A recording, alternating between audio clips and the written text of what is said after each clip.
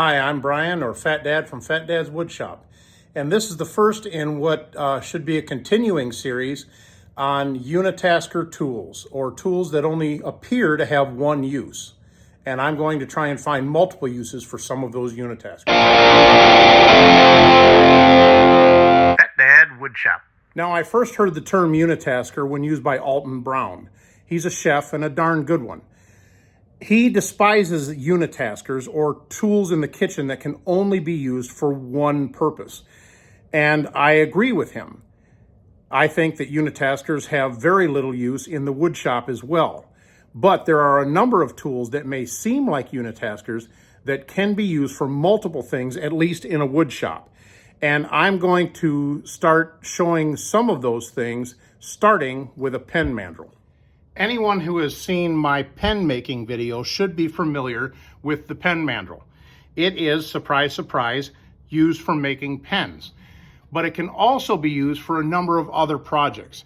Now, there are a huge number of kits sold other than pens, usually through the same people that make the pen kits, that can be used on a pen mandrel, things like letter openers, keychains, all kinds of other stuff that can be made, but I'm not talking about those things. What I'm talking about are projects that you design on your own that can be used on a pen mandrel, because what this thing is really good for is if there is a hole running all the way through your project, you can turn stuff to a relatively thin wall on the outside, and this mandrel will support the work as you're turning.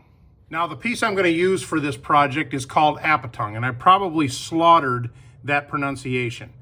But Apatong is a great wood. It is probably comes from South America, and it is used primarily to deck flatbed trailers for semis. The reason being is that it is extremely resistant to weather, water, and rot, and it is also antibacterial.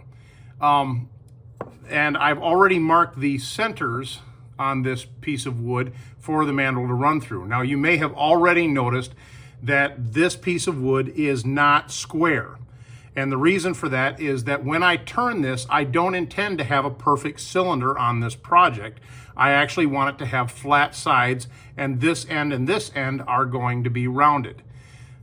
It's another technique that you can use for a lathe that most people don't probably think of. Now, the pen mandrel is 6 millimeters in diameter. This is a 6 millimeter brad point bit. You can use a 1/4 inch brad point bit as well, but the 1/4 inch is going to be a little bit sloppy on the mandrel because most of them are metric. I've never seen one that's actually SAE, but you need to drill a hole all the way through your blank, and if you don't have a long enough bit, then you'll have to drill from both ends, or you'll have to get a long shank bit.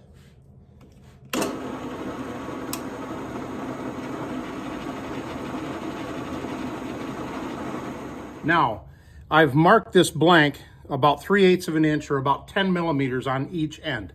I'm not going to turn past those lines because I want them to, I want these square ends to remain with the project until I'm done. I've also put flat washers and a bushing on either end of the blank so that these bushings and the mandrel doesn't squeeze too hard or into the blank.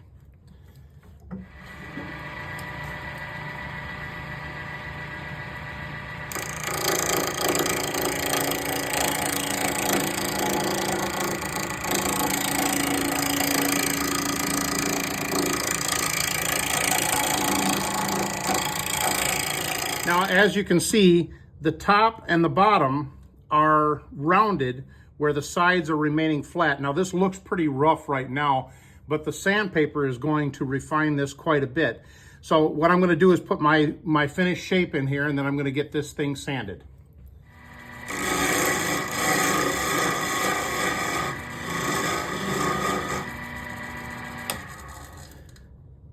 And that's starting to take shape, and now I'm going to add some sandpaper. Now you can see that that sandpaper really redefines the edge on this project.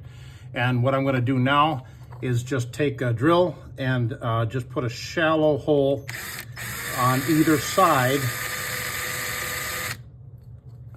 at 5 millimeters. And leaving the square ends on either end of this project has made it easy to hold this flat and keep everything square. And now that I don't need these two blocks anymore, I'm going to cut them off and reshape the nose and tail just a little bit.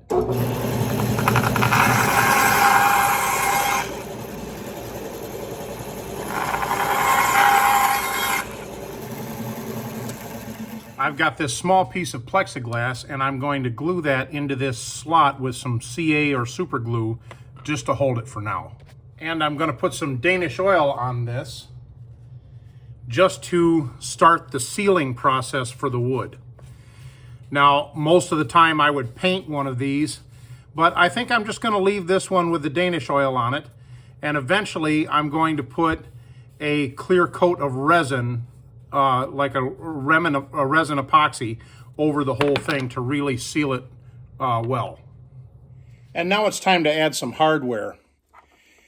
The grommets are actually pop rivet bodies that I've just lightly tapped the shaft out of, and they make excellent grommets that go right into there. They're 1/4 inch, and they slide right into that hole quite nicely. This wire is actually made for making inline spinner baits, and you buy this wire from a fishing shop, and it comes with this loop already on one end, and that goes right straight through the middle and comes out the other end, right through those grommets. And then these eye bolts, the snap rings, the hooks, and the eyes can all be purchased at your local fishing store. And I will also show you how I tie all this together. Now, these are called round nose pliers, and they're very often used for making jewelry, but they are very, very good at bending things in a nice round circle. And what I'm going to do here is just bend this this wire until it goes all the way around. And it's a little hard to do right up against the bait here. But once you get it to come all the way around,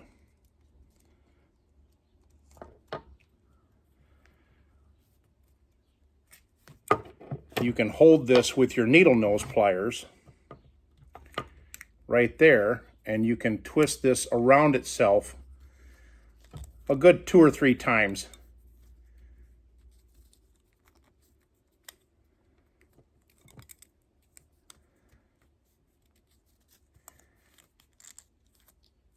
And that makes it nice and tight. And then you take your flush cutters here, and you just nip off that extra.